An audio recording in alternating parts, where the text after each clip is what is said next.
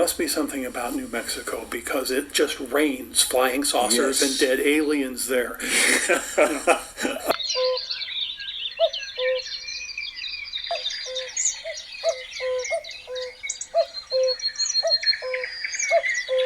And this is what I played for him.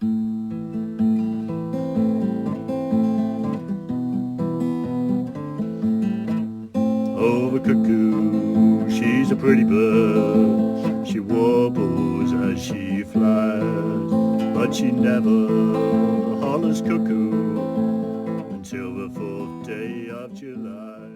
Hello, this is Cuckoo Town, and I'm your host, Mark Anthony Wyatt. Our intention here is to serve you up a delicious smorgasbord of strange by covering all the weird stuff that we know you love too, such as ghosts, UFOs, Bigfoot and the Fae. With the assistance of my knowledgeable co-host, Janice, and occasional guests, we'll also be delving deeply into many associated topics, as we believe there's an indefinable place, a liminal space, where high strangeness meets high creativity, a place where the magic happens, where the spark that gives us inspiration abides and the muse resides. And therefore, art, music, literature, especially weird fiction, film, history and folklore are on our menu too. Welcome to Cuckoo Town. Hi, Mark here. I recently had the pleasure of sitting down with my old friend Jeff, or to be more formal, Jeffrey R. Paine, a retired professor and journalist. I've known Jeff for a few years now. We were both members, in inverted commas, of the Thursday Night Club. We met every other Wednesday night. Of course we did. There were just the 7 of us, and we'd have dinner and plenty of chat. A large part of that discussion had to do with witchcraft, UFOs, ghosts, Bigfoot, all that sort of stuff. If you've got friends like that, hang on to them. Sadly, we lost our founding member, Bill Collins, just over a year ago. He was a quiet, thoughtful, Mensa-level, gentle giant of a man, but also a man who would always, despite his amazing brain and wit, he would have ticked the no publicity please box. So I just say no more except thank you, Bill. It was a pleasure to share your company, however briefly. I'm dedicating the conversation you are about to hear to you, Bill, and I'm confident that wherever you are now, you will probably already know that. Okay, let's get back to Jeff. I hadn't seen Jeff since we lost Bill. Then I ran into him at a farewell party at a local inn. During our catch-up conversation, I asked what he was getting up to in his retirement. Jeff informed me that he was revisiting all the classic UFO literature of the 1950s and 60s, which he'd read as a youngster in the mid-1960s onwards, books by the likes of Scully and Ruppel. As I've mentioned already, Jeff was a professor. One of his skill sets is analysing information, so he was re-evaluating the early UFO literature with the benefit of some hindsight, freedom of information requests, leaks, etc., etc. He was looking for patterns in the witness statements and government and military and media releases. Jeff's deep analysis has put together a timeline of events based on all available information. It takes us from World War II into the events of 1947, the Kenneth Arnold sighting, Roswell and beyond. It includes the cover-ups, the deception and the manipulation. Jeff, like myself, has always been interested in the UFO mysteries, but is also, like me, probably even more interested in the stories themselves, as opposed to just the technical side of those stories. As Jeff points out so eloquently in the following discussion, we, as humans, only have our stories. It's how we view the world every day. Whatever the truth of what really happened to the UFO experiences, something, in large letters, something did happen to them. It was their experience, their emotional experience. I won't say any more now, except we are planning to do a Zoom session soon to follow up on this interview. Oh, and just a couple of minor points to consider. Jeff mentions a couple of times, I think, in this interview, Jacques Vale, and at first I was confused as I'd always wrongly assumed that his name was Valley. He put me right on that. Other paranormal podcasters, please take note. I know a lot of you do this. And at around 12 minutes into our conversation, we were joined at Jeff's kitchen table by Ash, one of their cats. Ash was taking an intimate interest in the chocolate-covered lid of my protein drink, hence the comments you might just hear. Just give him a push. That usually works. Enjoy. Okay, well, the reason why I started with this is because this is something that I go back to as a kid at like 8 or so. We had UFO books in the house, right. And I don't know who in my family was reading them or I was going to ask you that question. Why they were there, I don't know. Right. Parents made sure we had certain books. You know, the everything you always wanted to know about sex, but were afraid to ask. Oh, there was a copy of that one that just happened to be there in the house, just laying around in the house. No, there were books about UFOs and ghost stories. So was this the early 60s?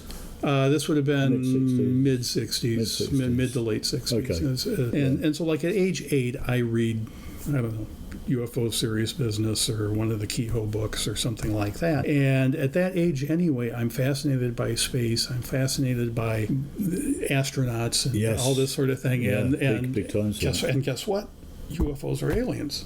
I mean, that's what I picked up on it at the time. I'm very interested in this, and for years I was a member of the local UFO group in Decatur and read everything I could get hold of and everything. And even back then, when I was young, I was really interested in people's experiences. Right. Not so much in I was interested in how big was it? How did you measure where it was? Yes, all this sort of thing, all the details of it. But I was also interested in the stories. How it affected them? How it affected them. Because one thing that I noticed was that people who experienced them had emotional responses, not just intellectual response, but emotional response. Right. And when you go back then and read the news coverage and the first books and articles and stuff that were published on the subject, it was interesting that almost to a one, the writers, if the witness had an emotional response, that wasn't a trustworthy case, and so that would get thrown out. Okay. Or an aspect of it that they say, well, I saw something through the window. It looked like a man behind the window in this disc that I saw. Okay, we're going to drop that part out of the story. Okay. We'll take so everything they were very else. choosy about the cases they picked on. But the reality was, even back in 1947, people were seeing occupants. People were having contact experiences, but they had to be material objects piloted by living beings and stuff. And so when Ken Arnold saw his objects at Mount Rainier, his first thought was, oh, I'm seeing the Navy or Army Air Force's latest gadgets flying along there. Isn't that cool? I want to know about this, and I think people should know that they're there. So he goes and he reports it to the media. Doesn't immediately call the police or anything like that. I saw this, and this was fantastic because I measured where they were, and the speed was fantastic. It was beyond anything. Okay, so his experience was quite incredible. He had an emotional response to it, but he was also very cerebral. Technically minded as well. Technically minded as well. And this leads to the question of, why did that particular case, why did that one hit with the media? Because, quite frankly... Because you said in your notes that there had been many cases before that. Yeah, there were lots and lots of other cases reported, even in the national media, but it was stuff that was explained as, that was a meteor fireball, or that was some other thing. Okay. And then with that report on June 24th, 1947, all of a sudden that hits the national media. Okay. And suddenly there's hundreds of reports. Right. Literally thousands of reports. Later, there have been a couple of people have gone back and looked through literally thousands of issues of newspapers, all the newspapers that were printed in the country and everything, and they've found that there were probably, over the course of that summer, starting in May or June, early June, maybe 30,000 reports made, most of them not to the military, not even to the police, but to newspapers, radio stations, to the fire departments, because I saw a plane on fire crashing. No plane had crashed. And as a reporter back in the 80s, we had a police monitor, and every night there would be 2 or 3 reports of a plane crashing on fire. And what was it? Well, it was maybe a bright meteor. Yes. Or maybe they saw a UFO. They had an experience they interpreted as such. One of the things that needs explaining is, why is it that the media all of a sudden catches this report and it becomes, and then everybody's reporting. So it's like they produced this wave. The wave was already there. Yeah. Are you suggesting the wave was already there? Yeah, the wave was already there, and in fact, they knew that the wave was coming.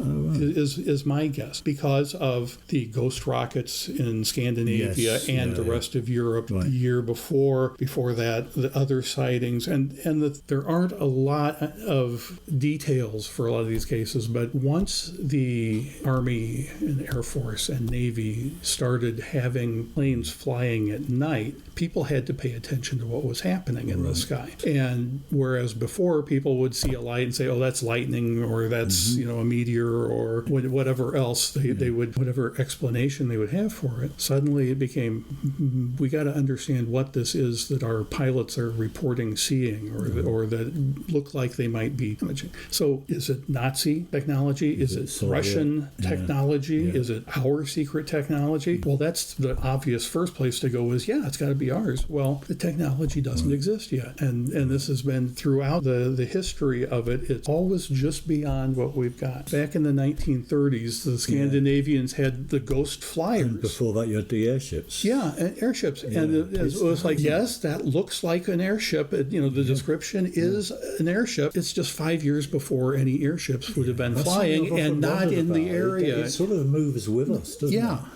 And I think this is one of the things that's missing in a lot of the studies of UFOs and stuff like that. This has always been here. This is always going on. And because if you actually look at the experiences that people are reporting, they are reporting things that also sound like ghost stories. We separate them. Yes. But some of the things that we report as UFOs, actually, there was a light in the sky, but this whole story takes place on the ground. There are things that... It's the same with the whole thing. There's a bigger field here, and we're trying... In flying saucers and UFOs, we're trying to look at one little portion of it. I think a lot of the better podcasts now, I'm not going to name any, but they've been aware of this for a while, for a few years now. But the days of it being sort of compartmentalised are mostly over. We know it's all connected, don't we? Somehow.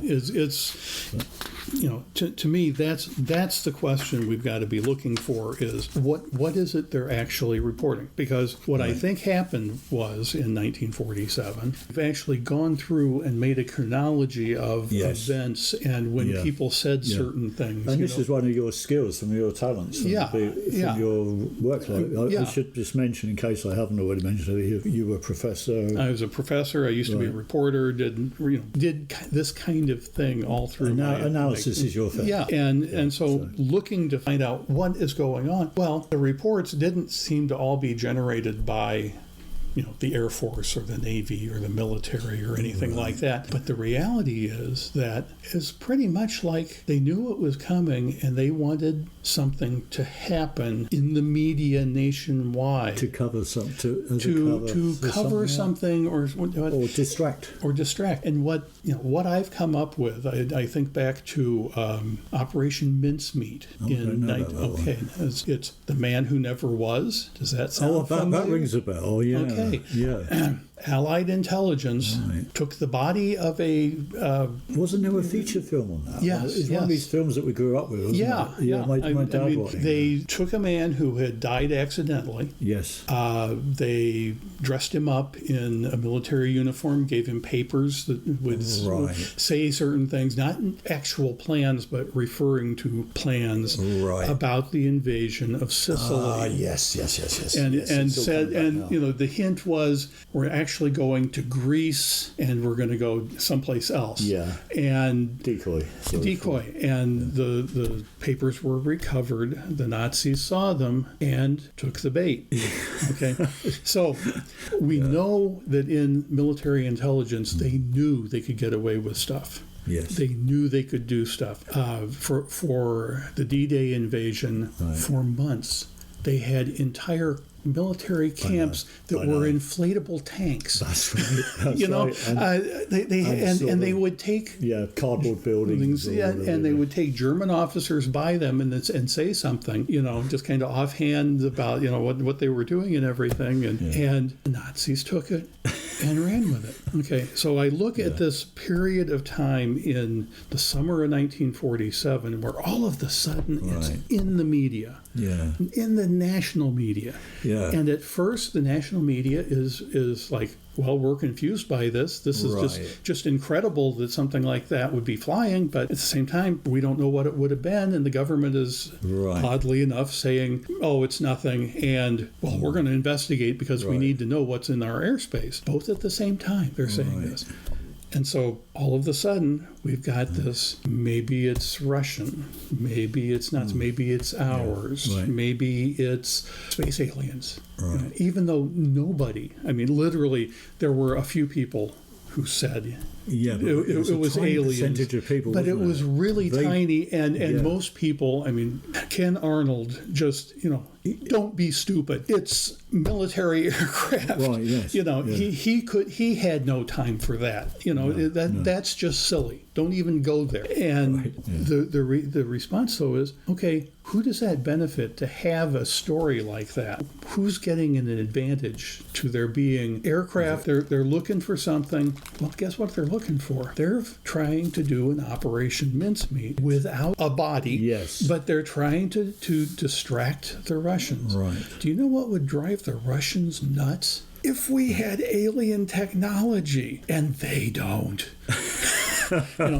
Their intelligence services would go nuts trying to figure out. From the standpoint of the intelligence services, this makes perfect sense. You would want public to know that something was going on, that there were these objects that were unknown. And you would want there to be, from the military, people in the military saying, oh, there's nothing to it. It's just people, just illusions and whatever. And other people in the military of the same rank saying, oh, no, we got to know what these are. Just go ahead and push him off. Sometimes that works. Come on. Right. Here I've got the chronology. Goes day by day, who said what in the media and what documents were in it.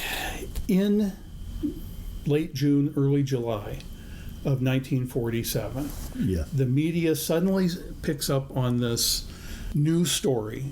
And it's the summer, and so they say it's silly season. Hula hoops, pole sitting, whatever other nonsense sorts of things that happened in the past. And it's like, it's kind of that, but at the same time, it's just so odd that it shows up. Right. For the first couple of weeks, all of the national media are flabbergasted, but people have fun with it. But they're just reporting, yes, people are reporting seeing these things, and they're incredible things and difficult to believe things. Yes. But they sound like they're technology. And then in almost exactly 2 weeks, we have the Roswell incident, which at the time was just a little blip. Right, it wasn't really blown up in the public eye to what, the 80s? And in late 70s, early 80s, that suddenly blows up. That's a whole nother discussion. Yes. But at the time, this happens in east central New Mexico, 2 weeks after Ken Arnold saw the first flying saucers in the media. Going on at the same time is a number of other odds and ends. At White Sands in southern New Mexico, they're launching V-2 missiles. Yeah. And literally a couple of major name scientists disappeared to go observe a missile launch, a V-2 launch, on July 2nd. Well, the rocket blew up on the pad, so there was nothing for them to observe. This ties into Operation Paperclip as well, doesn't it? Yeah, because we've got those scientists and all their technology and everything they're trying to exploit. At the same, and just a few days later, there's a bomber command school for upper-level officer for the 509th Air Wing, which was the only nuclear bomber wing in the Air Force, to be there. And it just happens to be at Roswell. Yeah, just an hour or two away from where there's this crash. How long before did they have that big meeting? Well, actually, from the chronology that we can put together now, it appears that they had stuff happening starting about the 2nd. Right. Was when Mac Brazel, the farmer, the rancher, supposedly found the wreckage and everything. Right. And then in a couple days, he goes to Roswell, talks to the sheriff there. They decide to go to the Air Force base. Yeah. And all the things happen. And then on the 8th, the press officer for the base issues a press release. Yeah, which is immediately retracted. Within hours is retracted, but it's already seen print. It's already gone out on the airwaves and everything, and then all of a sudden, a couple hours later, they withdraw it. Oh no, it was just a weather balloon. But that was happening at the same time as these missile tests, as the training school, decision-making school for the commanders who have to decide what to do with the nuclear bombs. And to me, reading through all this stuff, it almost sounds like a war game. Yeah. They're practicing. That's what, in looking at it, it's like, okay, so we've got the military doing a war game, and oddly enough, they're actually doing a war game apparently with what I would say would be a simulated crash of an alien vessel. They're wanting their officers, because of the nuclear bombs, to start thinking outside the box. Stop thinking it's just the Russians who could be our opponents, or the Nazis who could be our opponents. Think about something that's worse, something outside of our knowledge frame.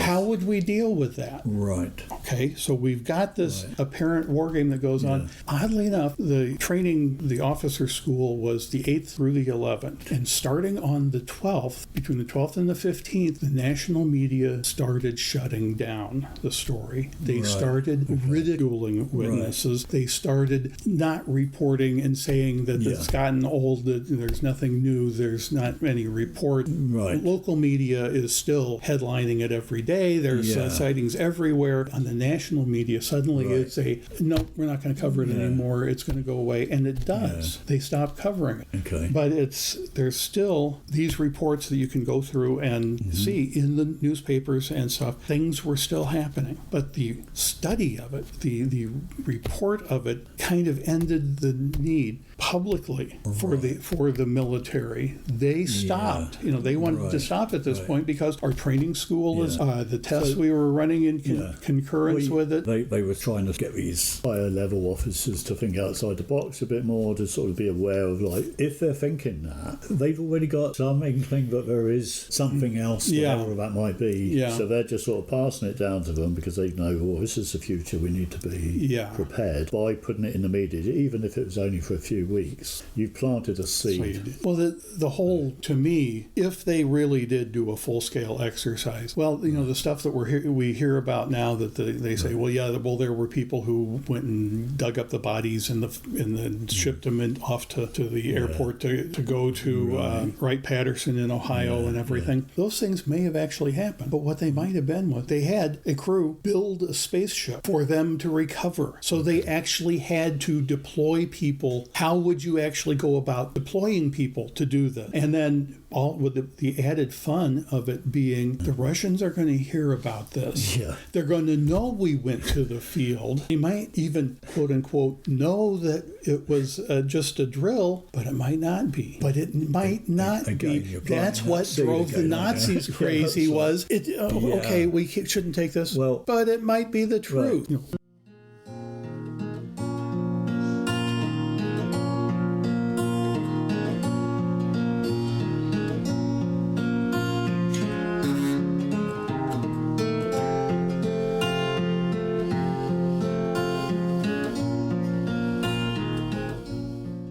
What was the first book published about flying saucers, once flying saucers were a thing in summer of 19... Was it one by Kenneth Arnold? It was by a guy named Bernard Newman. This guy wrote a novel in 1947, published in 1948, called The Flying Saucer. The plot is that a bunch of peace-loving scientists are looking at the situation in the world, and we've just come out of a war, and everybody's trying to eat in the threat of war again and everything, and their idea is, we need to unite the world. A threat from outside. Let's hoax it, and we'll have a flying saucer with the remains of same year as the initial sightings and everything like that. And suddenly there's this novel out, early 1948, in which it's a hoax in order to get the world governments to stop bickering and start Ronald uniting. Reagan a few years later. That was 10, 20 years later. It's interesting how frequently that theme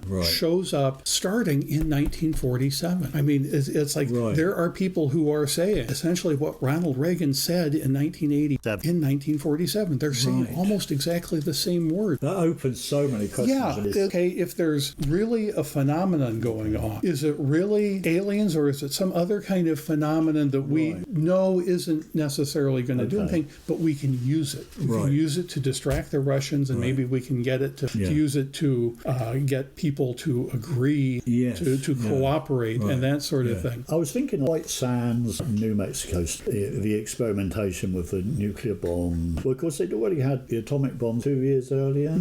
My mind just went to like, okay, so everyone's having these ideas. All these things are appearing in the public consciousness, right? In culture, they're out there, like the fictional book. And so like these ideas are coming up. Now, as you probably know, I've experienced this in my life, like you'll come up with a great idea and you go, oh, wow, it's a brilliant idea. And then you find out, oh, someone's already done it. But they only did it like last week. Yeah, and you hadn't heard it yet. So I tuned into something. I didn't know about it, but someone else got there just a little bit quicker. And this has happened to me 2 or 3 times. Oh, yeah. No, throughout my life, there's been, you think about something and I mean, which makes me think it's deeper than what...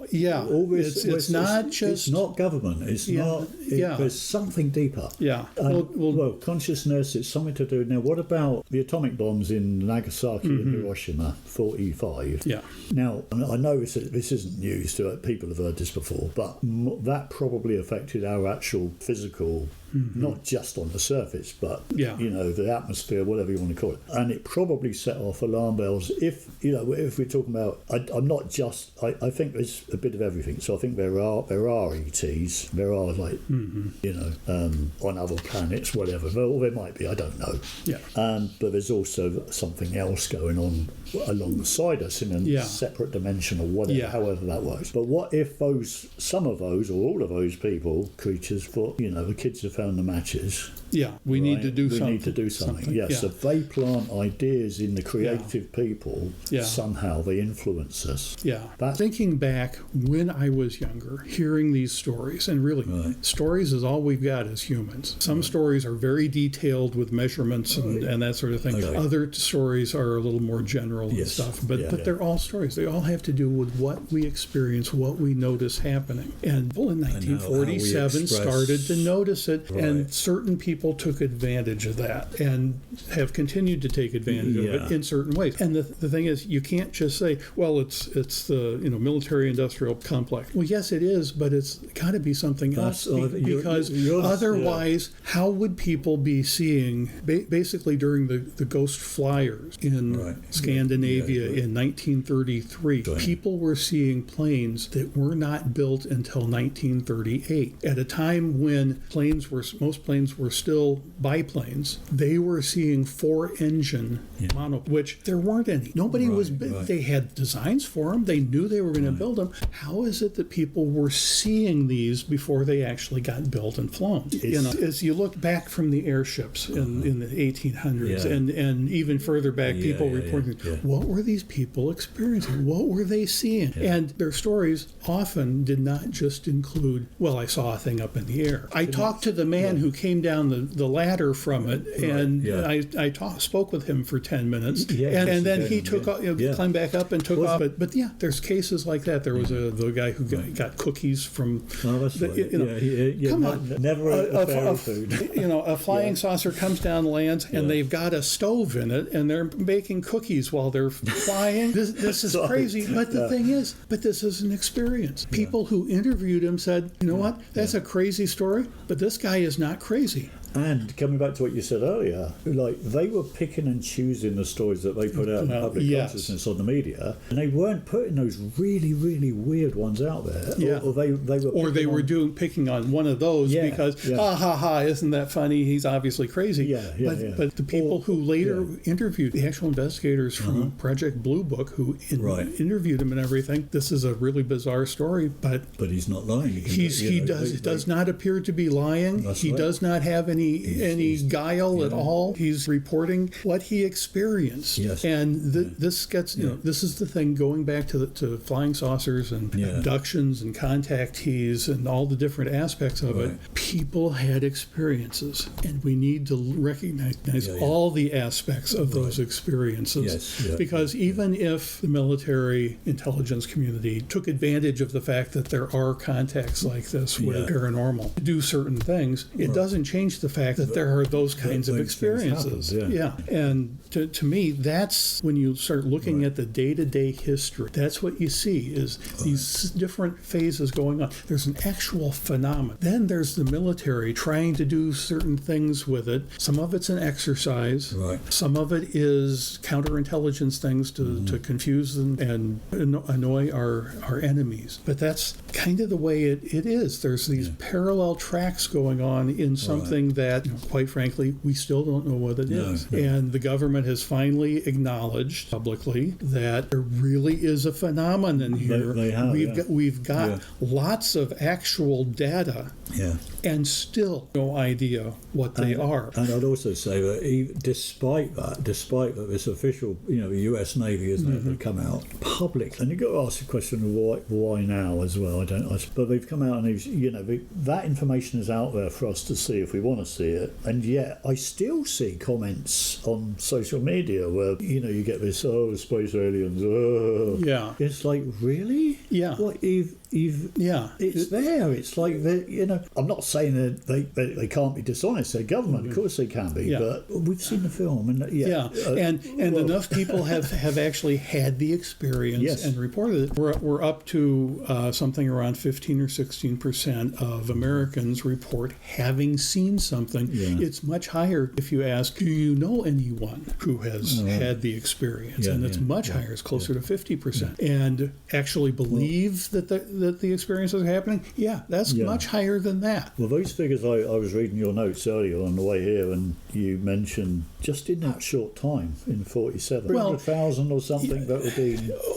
Officially, there were a couple hundred reported and investigated by the Air. Appearing in the media when they went back during that summer from April to October, there were on the order of 30,000 reports published. And a lot of those reports were simply somebody had reported seeing something, because we had, the newspaper had 300 calls from readers over last night reporting that they had seen. Here's what 3 of them actually said. We can't interview everybody. Okay, we know that based on later studies and stuff that for instance, Alan Hynek early on established that for every report that was made to the Air Force, there were at least 10 that were not reported. And I actually, based on this other research here, I'm going to say is more like for every 1 report made to the Air Force, there were 100 more. It just overwhelmingly. So we're talking potentially during that summer. 3 million experiences. Is it any wonder that people were interested and curious and wanted to know more and everything? No, it makes perfectly good sense because, one, a lot of those people had those experiences, but also the government was doing certain things. Part of the Air Force was saying, oh no, it's nothing, it's illusions, it's mirages and whatnot. And other parts of the Air Force were saying, we need to study this. We need to collect the reports and analyze them, in part because, quite frankly, if you're the Air Force and you're not doing that, you're not doing your job. We need to know what's flying over the United States because guess what? If it's the Ruskies, we need to know about that. And that's so. That made sense. They did their studies, the internal documents and stuff that we've now been able to liberate and see through Freedom of Information Act and leaks and whatnot, actually shows that they were serious. They were seriously ridiculing and stuff, but at the same time, they kept mentioning there were these public reports, which for 1947 there were 122, I think, total reports, and 12 of them were unidentified. classified. But at the same time, in 1947, they had several hundred military only, hadn't been in the newspapers, hadn't been on the radio, military only sightings and experiences. And we've never seen those reports. And every year it's clear that there, for the first few years of the UFO era, that there's reports that are being investigated by Project Saucer. The initial... Was it Sign? Sign was the first one, turned into Grudge. I have a theory about why it suddenly became Grudge, and it has to do with, one of the things was, have to jump back. What else would be a benefit for the Air Force and the military? Well, 3 weeks... Having a threat means that they having a threat. They can get more money? Yeah, and interestingly enough, pair of brothers who had a column on government and security and everything, their politics, the Alsop brothers.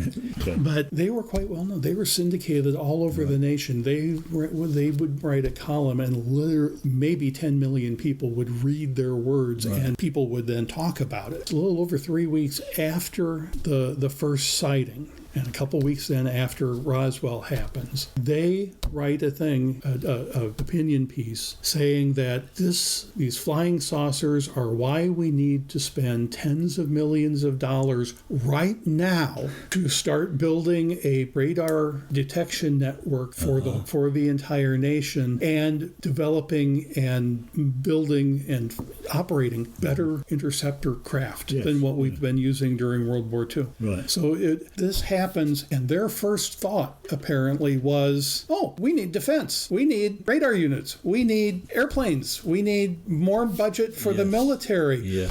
Wow, really? Is that the first thing that's going to come to your mind if it was something like this? Apparently it was. Apparently it was one of the first things that came to people's mind was, it's the Russians, and we need to do something about it. And all these things. It looks to me like there was a real phenomenon, and various aspects of the government and intelligence community. Human nature. We're looking at it and saying, how can we use this to our advantage? Yes. I think they did a masterful job of it, because it's still something we're talking about 75 years later.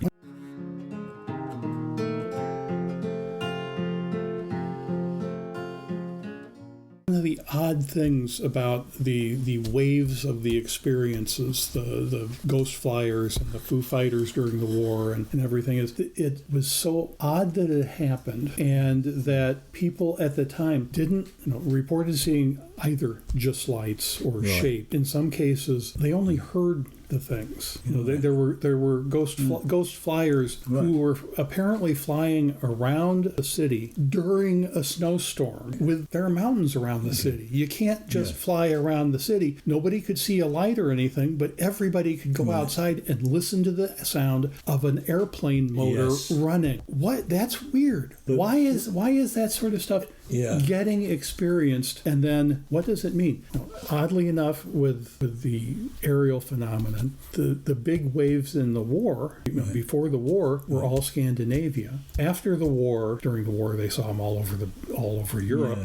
But then after the war, started in Scandinavia, and at the same time as the ghost rockets, they also started to be seen all over Europe. And there were lots of reports from Europe in 1946 and 1947 of aerial objects, silver balls in the air. I mean, and not just looking like a little tiny ball at a distance. I mean, good-sized objects flying, across the sky over a city and so forth. What were these people seeing? We get back to this and something. It's quite common though when there's battles going on. I mean, you're hearing about it in Ukraine or whatever. It's always active. And I listened to a guy the other day talking about the First World War. He was actually talking about the Angel of Mons. I don't know if you've heard about that one.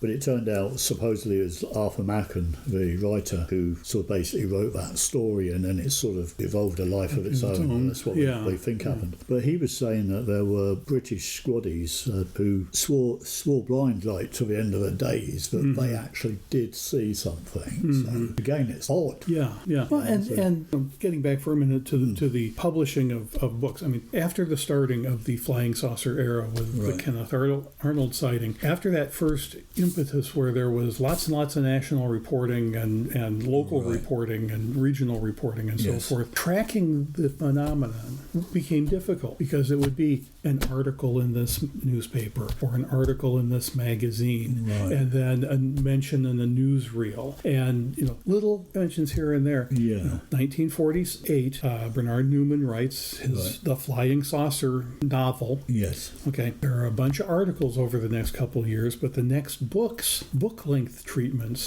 don't happen until 1950, when you've got Frank Scully behind the Flying Saucers, which is the Aztec UFO crash, New Mexico. Right. And this is an entirely different topic and segue, but I feel like I've got to say it is there must be something about New Mexico because it just rains flying saucers and dead aliens there. Of the hundreds of supposedly confirmed UFO crashes, the vast majority happen in this one area in this one state in the United States, and it's like Mexico itself has it's always had that high number of sightings. It's the same, isn't it? I mean, you don't hear. I mean, I'm sure there are cases. I'm sure I've heard of a couple like Argentina down the other end of the continent. But in comparison to Mexico, it's like nothing.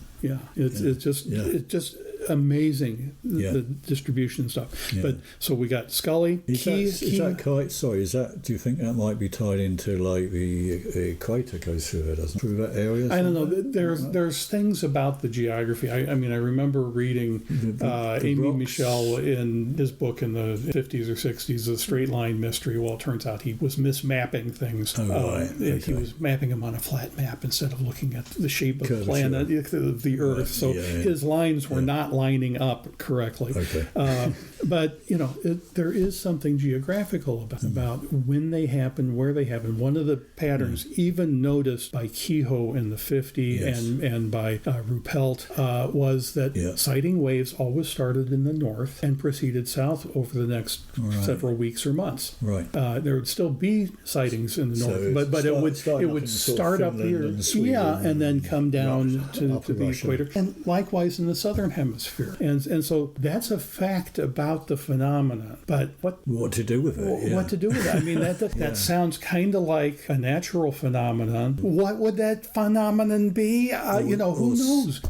It's almost like something's projected from outside onto us.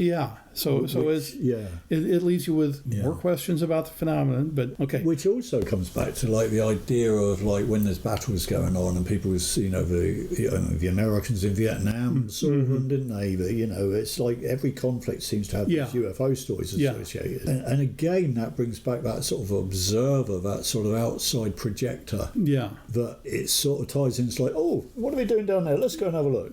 Or something like that. It's like we're entertainment, maybe. Entertainment. I suspect that the aliens are actually research scientists, and most of the craft and most of the occupants that are seen are graduate students who are doing their summer research project for credit.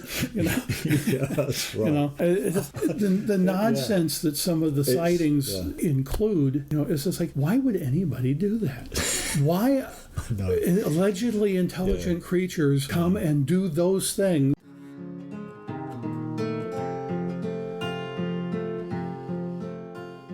Scully got himself caught up in a scam. His two main sources were scammers. I mean, they were there trying to defraud investors. They successfully did defraud investors, and they got arrested for it and tried and convicted and continued to do it for decades later. Really?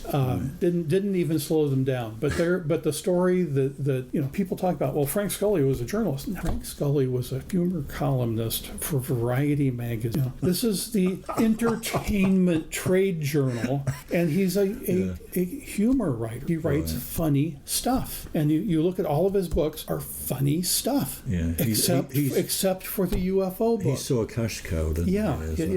So he managed to get that. But people observed, have gone back over and looked at the media coverage and everything like that. When his story first appeared on front page of Variety, there was nothing. Crickets.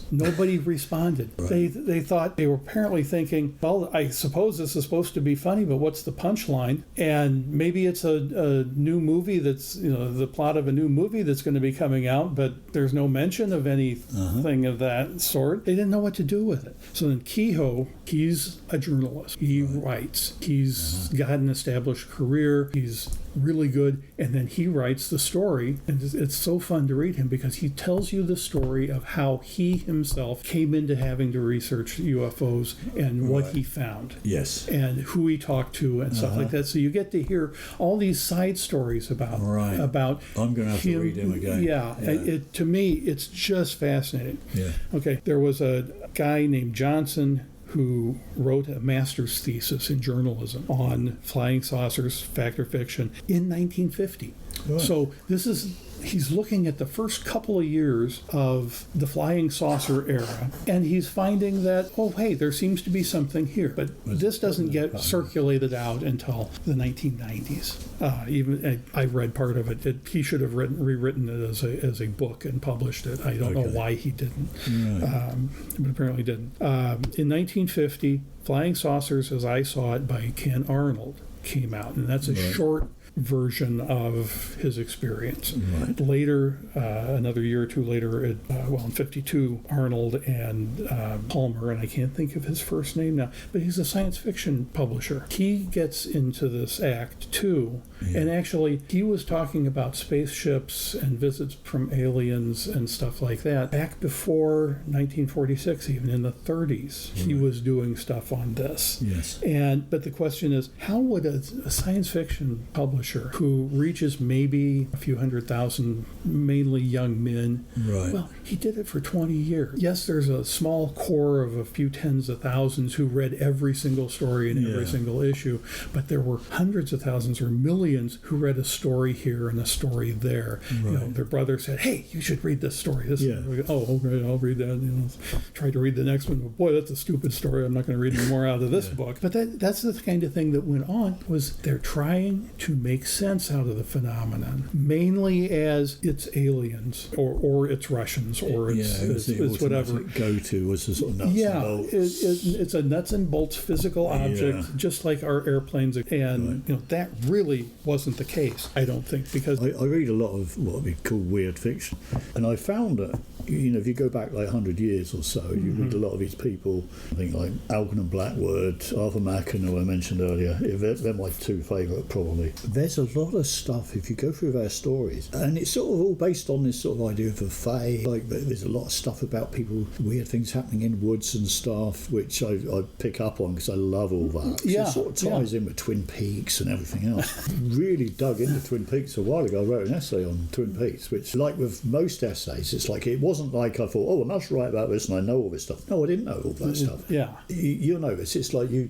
just sort of get led to different books and and bits and pieces fall together. That's right. And it evolves, doesn't it? And it's like, by the end of it, you've learned a hell of a lot of stuff. What I'm trying to say is that in the fiction, like 80, 90, 100 years ago, whatever, if you could sort of just take those and update them, but most people who are into this stuff don't really, I suppose most of them probably don't dabble in the fiction so much. They just want facts, what we think of as facts. But these guys were writing this stuff about these things way back, and very, very eloquently as well. Much better than a lot of them now. Yeah. And they're the same experiences. They were storytellers. Yeah. But where did they get the ideas from? That's what. That came from probably stories they'd heard from their uncle or sort of friend or neighbour or whatever. Yeah. Something did happen to it. Yeah. The stories were already out there. Yes. And it was just a matter of recognizing, oh, hey, I can write a good story around this. And so some of these things show up again and again, the same themes. We talk about archetypes and that sort of thing.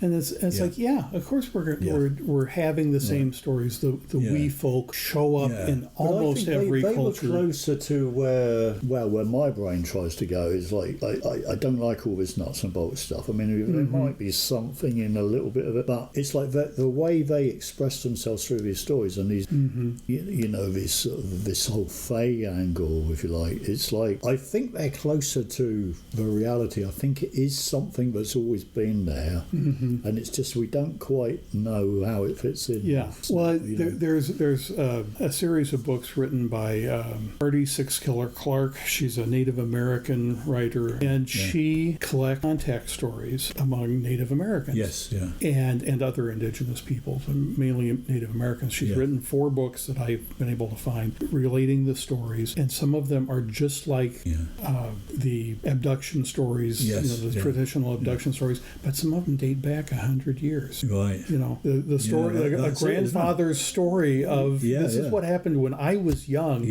on the reservation living next to this lake, and every year the lights would come down, and then the tall men would come and talk to my grandfather, his grandfather, you know, and it's like, oh wow, and some of the stories are just like you get taken, you get probed and everything, all that, and then you get put back. Other ones were, these are our friends, they're our relatives, the sky people, they are our ancestors. Gray Bark and Keel fairly early on recognized that there were other things going on. Definitely. And you know, I haven't read Keel because his stories always ended up giving me the willies. I mean, I would feel dread in my heart because of the way he wrote. Whereas Vale and Gray Barker and some of the other ones, you know, this is good, but there was just something about the way Keel wrote it.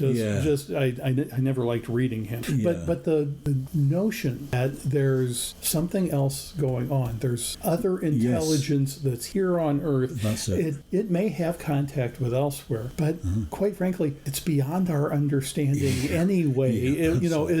We're trying too hard to fit the experience into a box when it's some of these come back to this idea I said about the projector. I'm not saying it's necessarily physically like out there, but it's like we're only seeing like pictures like it's like that cave. No, it's the moving shadows on the wall. It is that, isn't it? Plato's it's like cave.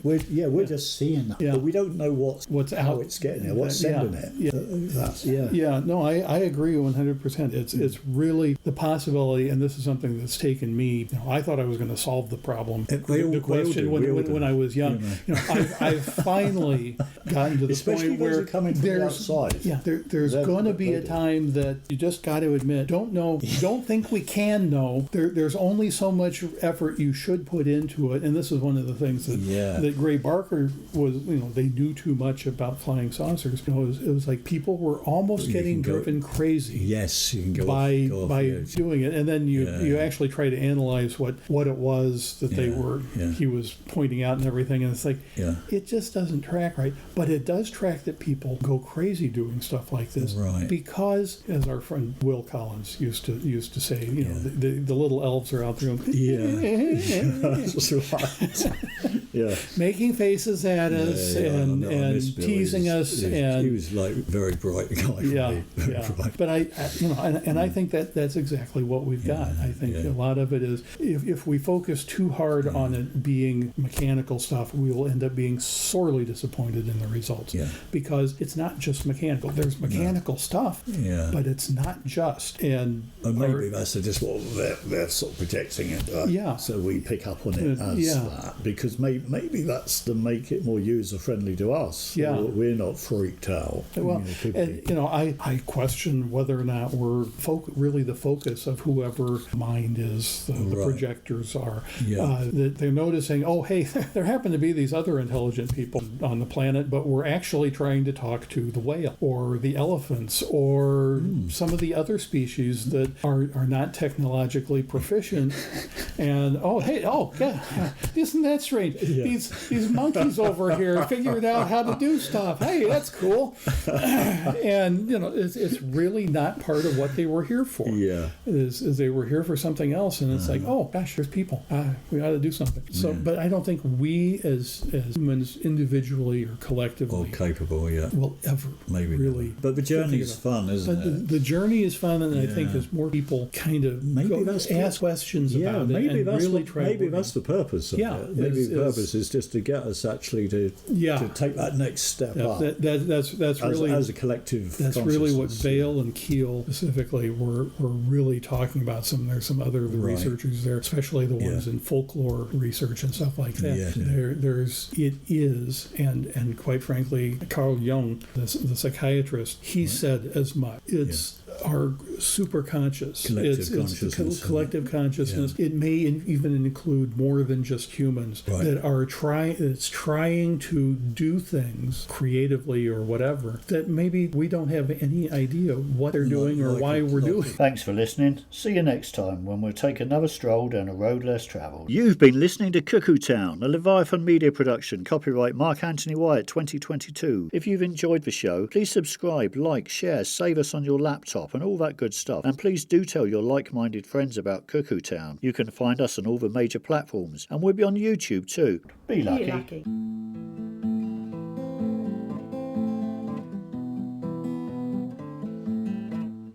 Oh, the cuckoo, she's a pretty bird. She warbles as she flies, but she never hollers cuckoo until the 4th day of July. The owls are not what they seem.